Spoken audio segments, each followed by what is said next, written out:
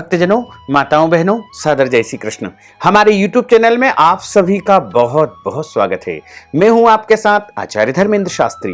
तो सबसे पहले आपको और आपके पूरे परिवार को वैशाख अमावस्या की बहुत बहुत शुभकामनाएं और बधाइयां।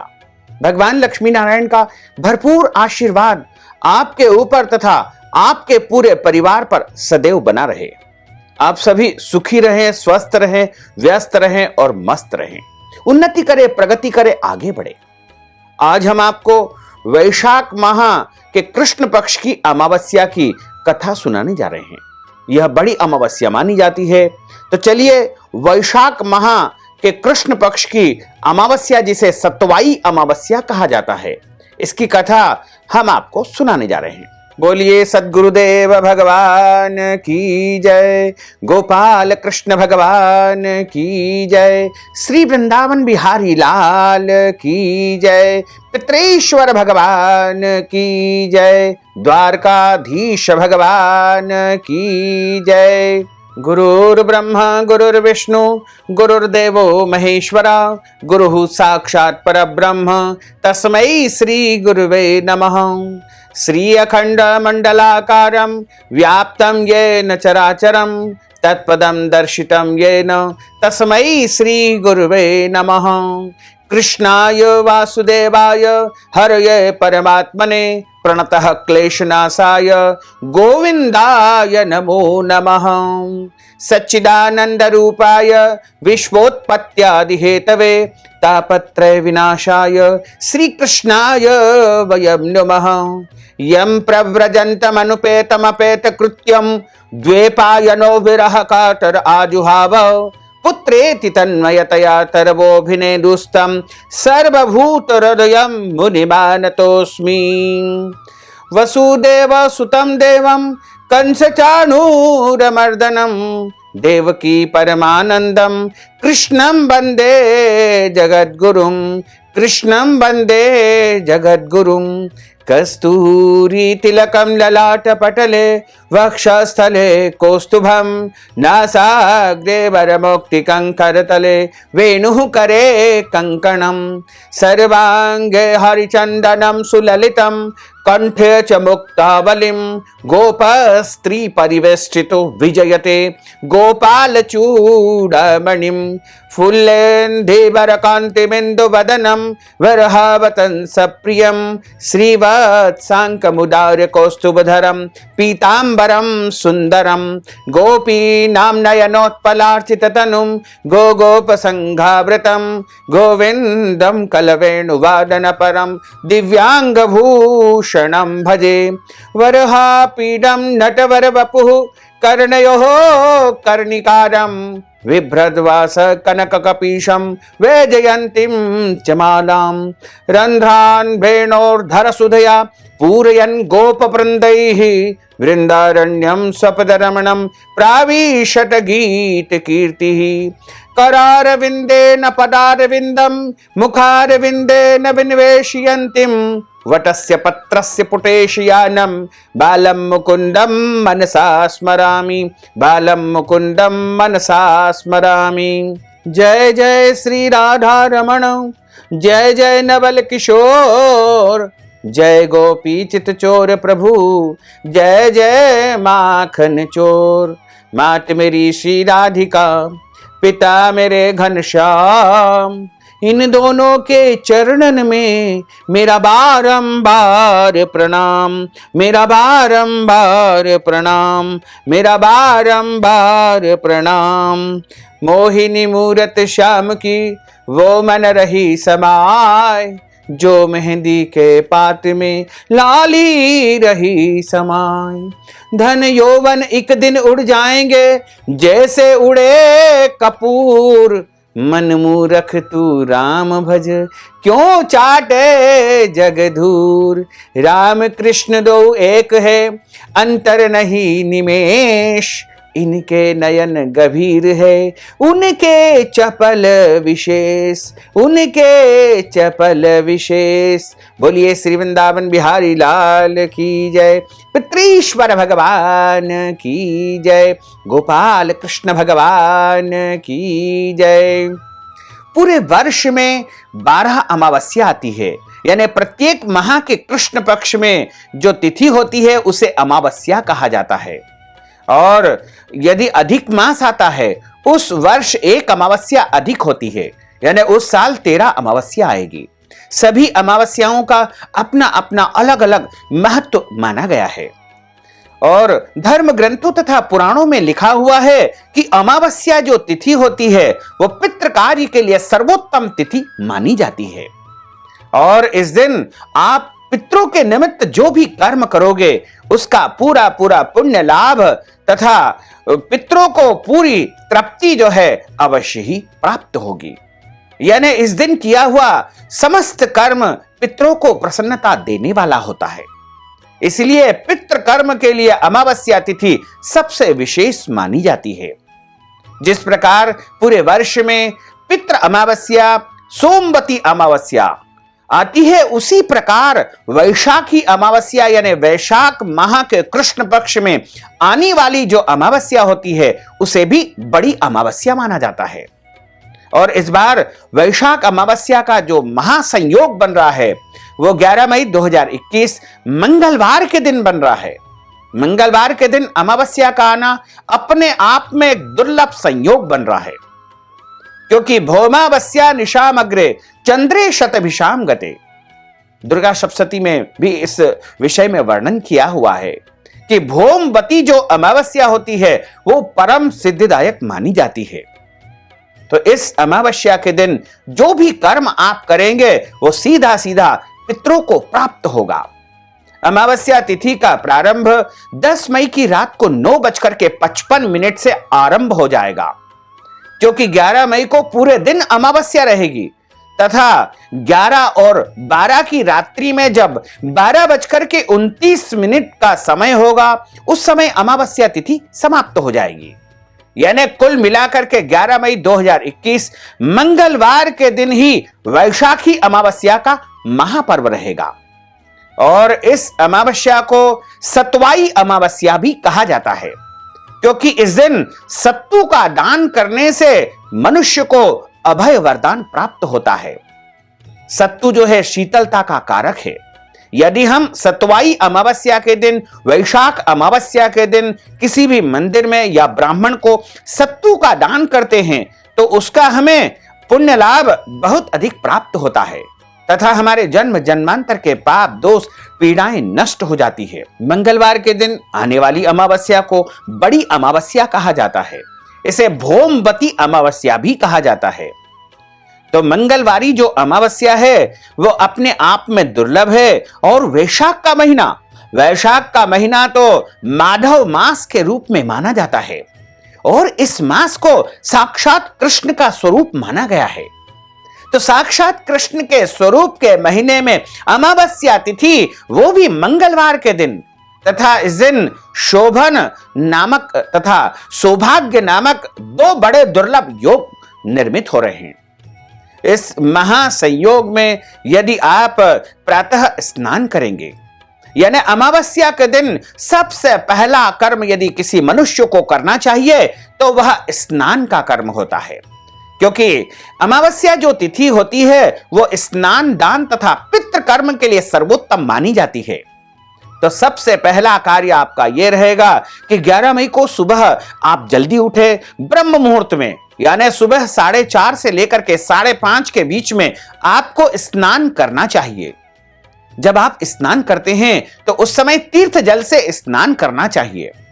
वैसे तो गंगा, यमुना, सरस्वती, गोदावरी, नर्मदा जी या कोई भी पवित्र नदी में जाकर के आप स्नान कर सकते हैं, लेकिन किसी कारणवश यदि पवित्र नदी पर जाना संभव नहीं हो सकता है तो आप अपने घर में स्नान करने के जल में गंगा जल, तीर्थ जल, गंगोत्री जल या कोई भी पवित्र तीर्थ का जल डाल करके स्नान करेंगे तथा उसमें तिल डाल करके स्नान करेंगे तो आपको तीर्थ स्नान का पूरा पूरा पुण्य फल प्राप्त हो पाएगा। और जब आप स्नान करते हैं तो उसके बाद आप शुद्ध वस्त्र धारण करें और जो वस्त्र आपने पहले से पहने हुए थे उनको उसी समय आपको गीले कर देना चाहिए। उसके बाद ही उनको स्पर्श करना चाहिए, क्योंकि जब तक गीले नहीं होते हैं तब तक अपवित्र माने जाते हैं। इसलिए उनको आप स्नान करने के बाद सूखे पहने हुए वस्त्रों को स्पर्श न करें तथा जिन बिस्तरों पर आप सोए थे उनको भी स्पर्श न करें। और सबसे पहले आप जब सूर्य भगवान की लालिमा दिखाई दे उस समय सूर्य भगवान को एक लोटे में, तांबे के लोटे में या कोई भी पात्र में आप तिल, गुड़ और लाल चंदन, लाल पुष्प, लाल कुमकुम इत्यादि वस्तुएं जो भी आपके पास यथा समय उपलब्ध हो वो डाल करके सूर्य भगवान को सबसे पहले जल अर्पित करें, सूर्य भगवान को अर्घ्य चढ़ाएं, सूर्य भगवान को नमन करें तथा उसके बाद आपको पितरों के कर्म करना चाहिए। क्योंकि अमावस्या के दिन यानी वैशाख की जो अमावस्या है उस दिन पितृलोक के द्वार खुलते हैं और सारे पितृ पृथ्वी लोक पर आते हैं और पृथ्वी लोक पर वायु रूप में अपने परिजनों के निवास के आसपास, उनके घरों के आसपास भ्रमण करते हैं तथा वो अपने परिजनों से, अपने पुत्रों से, अपने अन्य संबंधियों से अपेक्षा करते हैं कि हमारे लिए तर्पण करेंगे, हमारे लिए पिंडदान करेंगे, हमारे लिए धूप लगाएंगे तथा हमारे लिए ब्राह्मण भोजन करेंगे और हमारे लिए दान पुण्य करेंगे। तो इस प्रकार हमारे सारे पितृ इस पृथ्वी लोक पर आकर के वायु रूप में यही अपेक्षा करते हैं और जब उनकी यह अपेक्षा पूर्ण हो जाती है और उनको तृप्ति प्राप्त हो जाती है तब पुनः पितृलोक को लौट जाते हैं और अपने परिजनों को भरपूर आशीर्वाद देकर ही वह पितृलोक को जाते हैं। लेकिन यदि किसी कारणवश उनके परिजन उनके लिए कोई भी ऐसे कर्म नहीं करते हैं जिससे उनको तृप्ति प्राप्त हो तो उससे जो है वो कुपित होकर भी यहां से जा सकते हैं। इसलिए आप ध्यान रखिएगा कि अपने पितरों को प्रसन्न करने के लिए, अपने मृत पूर्वजों को प्रसन्न करने के लिए वैशाखी अमावस्या के दिन उनके निमित्त कोई न कोई कर्म अवश्य करें। कर्म कैसा होना चाहिए, किस विधि से होना चाहिए, इसका कोई महत्व नहीं है। भाव प्रधान जो है पितृ पूजा होती है जिसे श्राद्ध कहा जाता है। श्रद्धा से जो कर्म किया जाता है उसे ही श्राद्ध कहा जाता है। इसलिए आप अपने पितरों के प्रति पूरी श्रद्धा रखते हुए उनको जो है इस दिन सबसे पहले आप जलांजलि अर्पित करें। जलांजलि का अर्थ होता है उनको तर्पण देना। तो तर्पण देने के लिए तिल, जौ और कुशा की आवश्यकता होती है तथा हाथ की मुद्रा इस प्रकार से होना चाहिए और अंगूठे के माध्यम से पितृ तीर्थ से पितरों को जल अर्पित करना चाहिए। इस प्रकार से अपने पितरों का नाम तथा गोत्र उच्चारण करते हुए आपको पितरों को जल अर्पित करना चाहिए। अपने पिता पक्ष की 3 पीढ़ी, पिता, दादा और परदादा, यदि आपके पिता जीवित है तो उनका नाम आप नहीं लीजिएगा, उनके ऊपर की पीढ़ियों का नाम उच्चारण करिएगा तथा मातृ पक्ष यानी माता, दादी और परदादी, इस प्रकार 3 पीढ़ी मातृ पक्ष की यानी माता संबंधी 3 पीढ़ियां। उसके बाद हमारे जो माता मह यानी नाना जी जो होते हैं उनकी 3 पीढ़ियां, नाना जी उनके पिताजी और उनके पिताजी, और नानी जी उनकी सास और उनकी सास, और घर में जो भी चाचा, ताऊ, मामा, काका, काकी, भाई, बहन, सगे संबंधी, पुत्र, पत्नी, रिश्तेदार जो भी मृत हो गए हैं उनका नाम, गोत्र यदि आपको याद है तो उनके निमित्त आप जलांजलि अर्पित करें। यदि आप सभी का नाम नहीं जानते हैं तो आप सर्व पित्र यानी समस्त पितरों को भी जो है जलांजलि अर्पित कर सकते हैं। सर्व पित्र बोल करके आप जलांजलि अर्पित करें तथा पितरों के निमित्त आप अपने घर की दक्षिण दिशा में एक चौका लगा करके यानी शुद्ध पृथ्वी को करके उसके ऊपर चौकी की स्थापना करें। उसके ऊपर सफेद कपड़ा बिछाएं, पितरों का चित्र स्थापित करें और वहां पर आप उनके निमित्त भोग सामग्री तैयार करें। पितरों के निमित्त जो भोग तैयार किया जाता है वह पूर्णतः शुद्ध और सात्विक भोजन होना चाहिए। चाहे आपके पितृ यदि मांस मदिरा का भी सेवन करते थे तो भी आपको पितरों को इन वस्तुओं का भोग नहीं लगाना चाहिए। क्योंकि पितृ जो है देव स्वरूप हो जाते हैं। तो उनके लिए शुद्ध वस्तु का निर्माण करें। जब आप पितरों के निमित्त भोजन बनाते हैं तो उस समय आप स्वयं भी शुद्ध अवस्था में होना चाहिए, यानी मासिक धर्म की अवस्था में पितरों के निमित्त भोजन नहीं बनाना चाहिए, तथा बिना स्नान किए पितरों के निमित्त भोजन तैयार नहीं करना चाहिए। पूर्णतः शुद्ध और सात्विक तरीके से पितरों के निमित्त भोजन करें और भोजन में लहसुन, प्याज, मांस, मदिरा का उपयोग बिल्कुल नहीं करना चाहिए। शुद्ध और पवित्र भोजन तैयार करना चाहिए। वैसे पितरों के सबसे प्रिय वस्तु होती है वो होती है चावल। चावल की आप खीर बना सकते हैं या चावल भी आप केवल बना करके पितरों को भोग के रूप में अर्पित कर सकते हैं। इसके अलावा अन्य भोज्य पदार्थ भी आप पितरों के निमित्त तैयार करें। उसके बाद आप सबसे पहले चौकी के ऊपर पितरों का चित्र आपने स्थापित कर दिया, और यदि चित्र नहीं है तो वहां जौ और तिल डाल करके या फिर अक्षत डाल करके पितरों का आवाहन करें तथा उनको आमंत्रित करें कि हे पितरों, आप इस आसन पर विराजित हो जाइए। उसके बाद जब आपने जलांजलि प्रदान कर दी है, पितरों को आवाहित कर दिया है, तो उनको भोग लगाएं।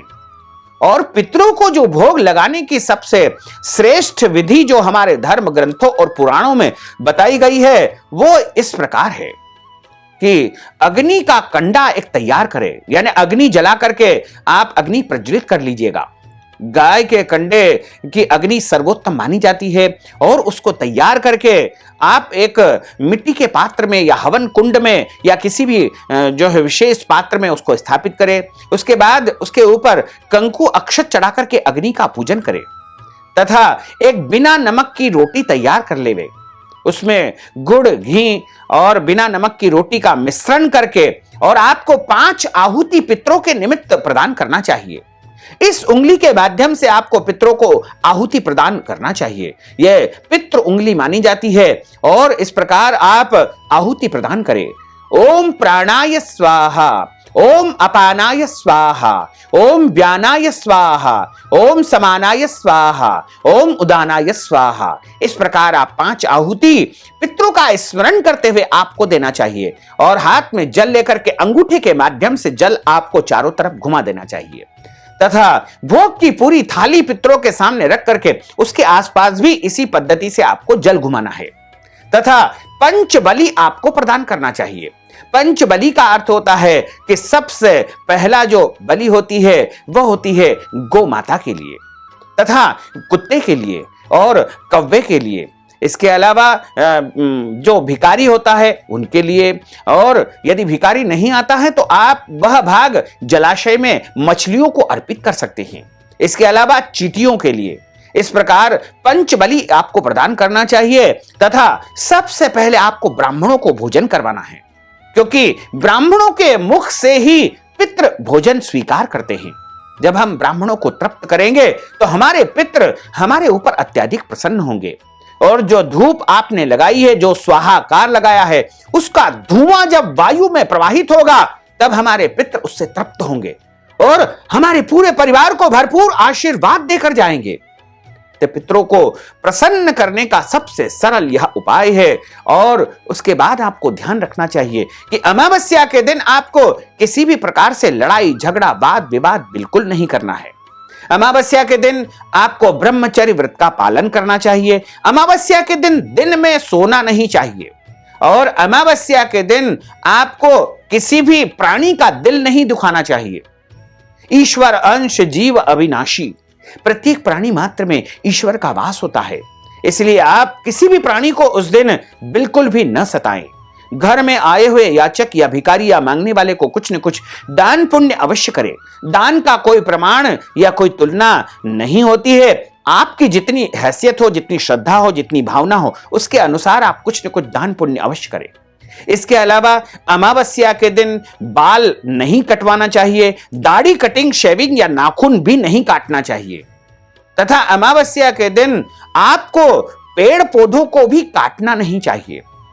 अमावस्या के दिन झूठ नहीं बोलना चाहिए। अमावस्या के दिन क्रोध नहीं करना चाहिए तथा अमावस्या के दिन आपको अपने घर के बड़े बुजुर्गों को या माता पिता का या सास ससुर का अपमान नहीं करना चाहिए। उनकी सेवा करनी चाहिए, उनका मन प्रसन्न रखना चाहिए। वैसे तो बड़े बुजुर्गों का कभी भी अपमान नहीं करना चाहिए। और अमावस्या के दिन यदि आपके घर में कोई भी व्यक्ति आता है तो उसका सत्कार करना चाहिए। और अमावस्या के दिन इन सब नियमों का आपको अच्छी प्रकार से पालन करना चाहिए। यह मंगलवारी अमावस्या है, तो आप कर्ज मुक्ति के लिए गाय को यदि गुड़ और मसूर की दाल खिलाएंगे तो आपको जो है कर्ज से मुक्ति प्राप्त हो सकती है। इसके अलावा भूमवती अमावस्या है, तो इस दिन आप शाम के समय अपने मुख्य द्वार पर तथा मंदिर में घी का या तेल का दीपक अवश्य लगाएं। और मंगलवारी अमावस्या है, तो इस दिन कई प्रकार की सिद्धि साधना आदि उपाय भी किए जा सकते हैं तथा इस दिन आप चाहें तो श्री यंत्र का विशेष पूजन अर्चन भी करें और माता महालक्ष्मी का पूजन अर्चन भी कर सकते हैं। यानी लक्ष्मी प्राप्ति के भी उपाय या मंत्र जाप या सिद्धि साधना आप करेंगे तो निश्चित तौर से आपकी मनोकामना अवश्य ही पूर्ण हो सकेगी। वैशाख अमावस्या की जो कथा धर्म ग्रंथों और पुराणों में लिखी हुई है वह इस प्रकार है। वैशाख अमावस्या के महत्व को बताने वाली एक पौराणिक ग्रंथों में कथा मिलती है। कथा इस प्रकार है कि एक समय की बात है, धर्मवर्ण नाम का एक विद्वान और कुशल ब्राह्मण निवास करता था। वह ब्राह्मण बड़ा ही सदाचारी था, योग्य था, कुशल था, विद्वान था और बहुत ही आस्थावान तथा धार्मिक प्रवृत्ति का वह ब्राह्मण था। व्रत उपवास वह नियमित रूप से किया करता था तथा सभी नियमों का पालन बड़े अच्छी प्रकार से किया करता था और ऋषि मुनियों का बड़ा आदर करता था, उनका सत्कार करता था। जहां पर भी संतों का समागम होता था या संत सत्संग होता था वहां पर वो जाता था और संतों के मुखारविंद से उनकी वाणी का श्रवण करता था। एक समय की बात है कि बहुत सारे संतों का उसके गांव में आगमन हुआ और संत जब सत्संग कर रहे थे तो उनके सत्संग में वह ब्राह्मण भी गया। धर्म वर्ण उनके सामने बैठा हुआ था और संतों के मुख से उसने सुना कि कलयुग केवल नाम आधारा, सुमर सुमर नर उतरहि पारा। धर्म वर्ण ब्राह्मण ने सुना कि कलयुग में केवल प्रभु का नाम ही सर्वोत्तम है और प्रभु के नाम के अलावा जो कुछ भी है वो सब कुछ मिथ्या है। यानी कलयुग में केवल और केवल प्रभु का नाम स्मरण कर लोगे तो भी आपको महान पुण्य फल की प्राप्ति हो जाएगी, क्योंकि सतयुग और त्रेता युग में बड़े बड़े यज्ञ हवन और करोड़ों वर्ष तक तपस्या करने से जो फल प्राप्त होता था वही फल कलयुग में केवल नाम उच्चारण करने से, प्रभु का स्मरण करने से आपको प्राप्त हो सकता है। तो संतों के मुखारविंद से धर्म वर्ण ने सुना कि कलयुग में केवल नाम का ही एक आधार है और उसके मन में जो है वैराग्य उत्पन्न हो गया। उसके मन में ऐसा विचार आया कि क्यों मैं इस सांसारिक जीवन को व्यतीत कर रहा हूं और उसने तत्काल संन्यास धारण कर लिया, वैराग्य धारण कर लिया और प्रभु के नाम जप करते हुए वह जंगल में निकल गया। जंगल में भ्रमण करने लगा, प्रभु की आराधना करने लगा, प्रभु का नाम जप करता करता एकाएक घूमता घूमता वह पितृलोक को पहुंच गया। और जब वह पितृलोक को पहुंचा तो वहां पर बहुत सारे पितृ विराजित थे। कुछ पितरों को उसने बहुत जो है परेशान होते हुए देखा, पीड़ित होते हुए देखा, कष्टमय स्थिति में देखा। तो धर्म वर्ण ने उनसे पूछा कि आप इतने कष्टमय स्थिति में क्यों हो, आपको क्या कष्ट है, आखिर आपको कौन से कारण से इतनी जो है यातना यहां पर पितृलोक में प्राप्त हो रही है। तो उन पितरों ने कहा कि हमारा जो पुत्र है धर्म वर्ण ब्राह्मण वह पृथ्वी पर जो है संन्यास धारण कर चुका है और उसने संन्यास जब ले लिया है तो वह अपने पितरों का सारा कर्म उसने करना त्याग कर दिया है। यानी हमारा जो पुत्र है धर्म वर्ण न तो हमारे लिए कभी तर्पण करता है, न श्राद्ध करता है, न पिंडदान करता है और पितरों के निमित्त कोई भी कर्म उसने करना बंद कर दिया है।